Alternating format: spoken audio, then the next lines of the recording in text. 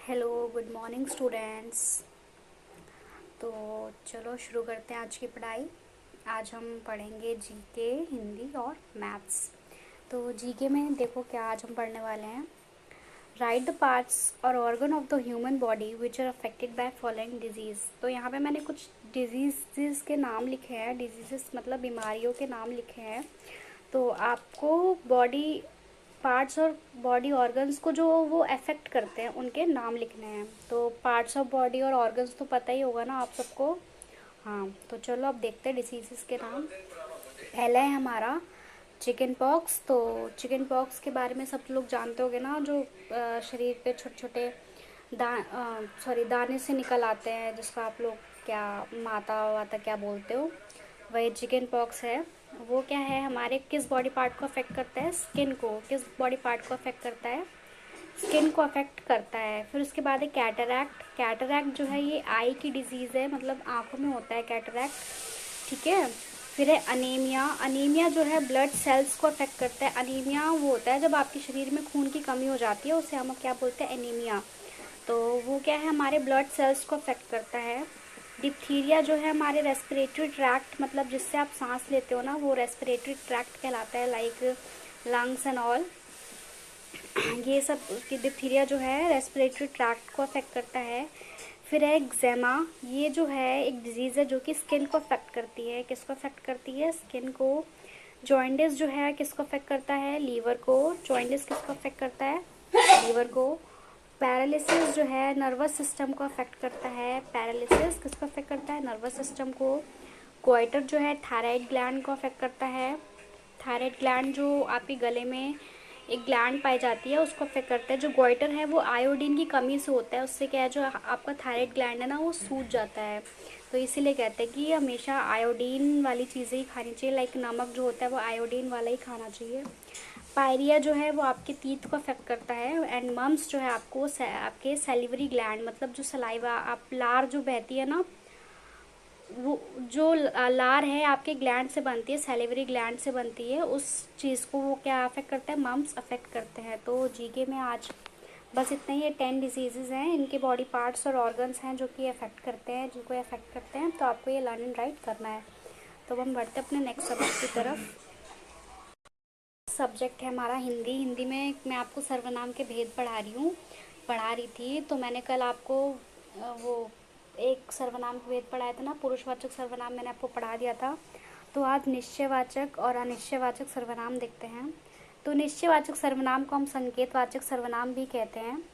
तो जो सर्वनाम निकट या दूर की किसी वस्तु की ओर संकेत करे उसे निश्चयवाचक सर्वनाम कहते हैं। तो जो सर्वनाम किसी मतलब पास की वस्तु या किसी दूर की वस्तु को किसी चीज़ की को संकेत करे तो उसे निश्चयवाचक सर्वनाम कहते हैं। जैसे कि यह लड़की है, वह पुस्तक है, ये हिरन है, वे बाहर गए हैं। तो यहाँ पे देखो, जो यह वह शब्द है ये किसी विशेष व्यक्ति की ओर क्या कर रहे हैं? संकेत कर रहे हैं ना, निश्चित संकेत कर रहे हैं कि हाँ ये जो है यह क्या है? लड़की है, यह बकरी है। तो बता रहे हैं ना कि हाँ ये पर्टिकुलर चीज़ क्या बकरी है। तो ये क्या संकेत दे रहे हैं ना, पर्टिकुलर। तो निश्चयवाचक सर्वनाम को यहाँ हम संकेतवाचक सर्वनाम भी कहते हैं। इसमें क्या होता है कि जो सर्वनाम निकट या दूर की किसी वस्तु की ओर संकेत करे वो क्या कहलाता है? निश्चयवाचक या संकेतवाचक सर्वनाम कहलाता है। तो ये तो बहुत इजी है, आप सबको समझ ही आ गया होगा। हम अनिश्चयवाचक सर्वनाम देखते हैं। जिस सर्वनाम से किसी निश्चित व्यक्ति या पदार्थ का बोध नहीं होता है। तो जिन सर्वनाम शब्दों से किसी निश्चित व्यक्ति का मतलब बोध नहीं होता है, कि हमें नहीं पता कि ये कौन है, क्या है, तो उसे हम क्या कहते हैं? अनिश्चयवाचक सर्वनाम कहते हैं। जैसे कि बाहर कोई है, तो मतलब बाहर कोई खड़ा है, हमें नहीं पता है कि कौन खड़ा है ना, हमें पक्का नहीं पता कि कौन खड़ा है। अनिश्चय मतलब कि हमें उस चीज़ का पता ही नहीं कि बाहर कौन खड़ा है। मुझे कुछ नहीं मिला, मतलब यहाँ पे कुछ क्या है हमें नहीं पता, कुछ क्या है। तो यहाँ पे भी क्या है, क्या देख हमें कोई संकेत नहीं मिल रहा कि हमारे पास क्या चीज़ है, क्या चीज़ नहीं है। मतलब ये क्या है? अनिश्चयवाचक सर्वनाम है। तो जैसे कोई, कुछ, ये जो वर्ड्स होते हैं, जैसे कि यहाँ पे एग्जाम्पल दिया गया है, कोई आ रहा है, हमें नहीं पता कौन आ रहा है लेकिन कोई आ रहा है। दरवाजे पे कोई खड़ा है, मतलब कोई तो है दरवाजे पे लेकिन हमें नहीं पता कौन है। स्वाद में कुछ कमी है, कि आप खाना खा रहे हो, कभी कभी आप कहते हो ना कि कुछ तो कमी लग रही है स्वाद में, लेकिन आपको पता नहीं रहता कि क्या कम है खाने में, ठीक है, क्या किस चीज़ की कमी है। तो यही जैसे कुछ कोई और कुछ सर्वनाम शब्द जो है किसी घटना या किसी के होने की प्रतीति करे, मतलब कि ये जो चीज है कोई और कुछ ये तो बता रहे कि हाँ कुछ तो है, कि बाहर कोई है और स्वाद में कुछ तो कमी है, ये तो बता रहे कुछ तो है, लेकिन वो उन्हें ये पक्का नहीं पता है कि क्या कमी है क्या नहीं है कौन है ना। तो ये चीज क्या कहलाती है, हमारी अनिश्चयवाचक कहलाती है। इसे हम क्या बोलते हैं, अनिश्चयवाचक सर्वनाम कहते हैं। तो आई होप आपको ये टॉपिक समझ आया होगा। तो इससे रिलेटेड हम कुछ क्वेश्चंस हैं वो देखते हैं, ठीक है। तो हमारा पहला क्वेश्चन है, निश्चयवाचक सर्वनाम और अनिश्चयवाचक सर्वनाम में अंतर स्पष्ट करो।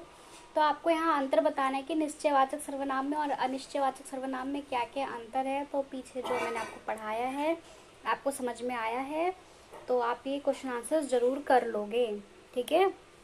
नेक्स्ट है हमारा, निश्चयवाचक सर्वनाम को संकेतवाचक सर्वनाम क्यों कहते हैं। अब ये बताना है आपको, जो निश्चयवाचक सर्वनाम है उसको हम संकेतवाचक सर्वनाम क्यों कहते हैं, क्योंकि वो क्या है, किसी चीज का संकेत दे रहा होता है ना, तो इस वजह से उसे क्या कहते हैं, संकेतवाचक सर्वनाम भी कहते हैं ना। तो आप ये दोनों क्वेश्चन आंसर्स करोगे अपनी कॉपी में। और अगर आपको इससे रिलेटेड कुछ भी क्वेरी है तो आप मुझसे पूछ सकते हो फ़ोन पे, मैसेज पे, ठीक है। अब हम मैथ्स में देखते हैं। तो कल मैंने आपको मैथ्स में 1 to 50 रोमन नंबर दिए थे, सब ने कर लिए होंगे, मुझे पता है आप लोग गुड स्टूडेंट्स हो तो सब ने कर लिए होंगे। तो आज जो है आपका होमवर्क है रोमन नंबर ही करना है आपको, लेकिन 51 to 100, ओके। तो आज के लिए बस इतना ही, दैट्स इट। अब हम मिलते हैं अपने नेक्स्ट क्लास में, ओके। तब तक के लिए बाय बाय।